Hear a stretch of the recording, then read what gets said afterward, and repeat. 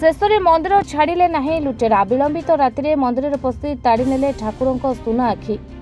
उदला थाना बंदसाई स्वप्नेश्वर मंदिर में गतकाली विलंबित राति होची चोरी। लुटेरा माने मंदिर गेट ताला भांगी मंदिर भितर को पशि मां दुर्गांत और श्री गणेश आखि चिता समेत विभिन्न पूजा सामग्री लुटि नहीं। प्राय 15,000 ऊर्ध्व टंकार सुना गहना लुटिथिबा जଣାपड़ी।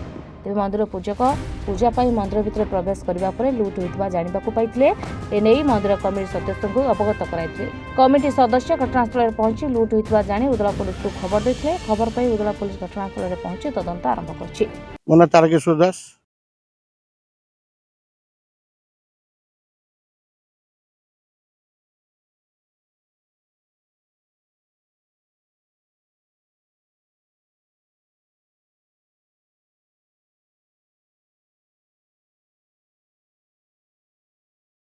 माँकर चक्षुचिता आ गणेशकर सुनार चक्षुचिता जाइए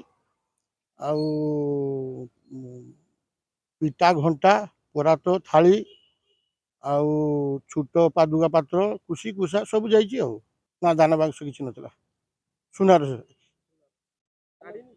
हाँ से तो टोड़ा ही आखिरे 15-20 हजार टका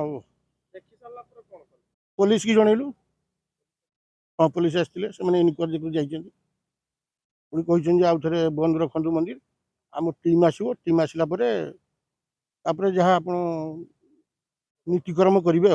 प्रदीप कुमार सह मुझे मंदिर कमिटी मेंबर्स अच्छी सका आसिक तो देखला बेलू ताला भंगा आउ भितर देखला बेलू सब इतस्त बाहर सब जिनस पड़ी ठाकुर चिता आमर से थाली फाड़ी परात थाली सब युवा सब चोरी फुरी होपर आम नना आसिक देखला ये को थाना को खबर देला थाना वाला आसिक तदंत कर साइंटिफिक वाला आसवे आसला जहाँ हम।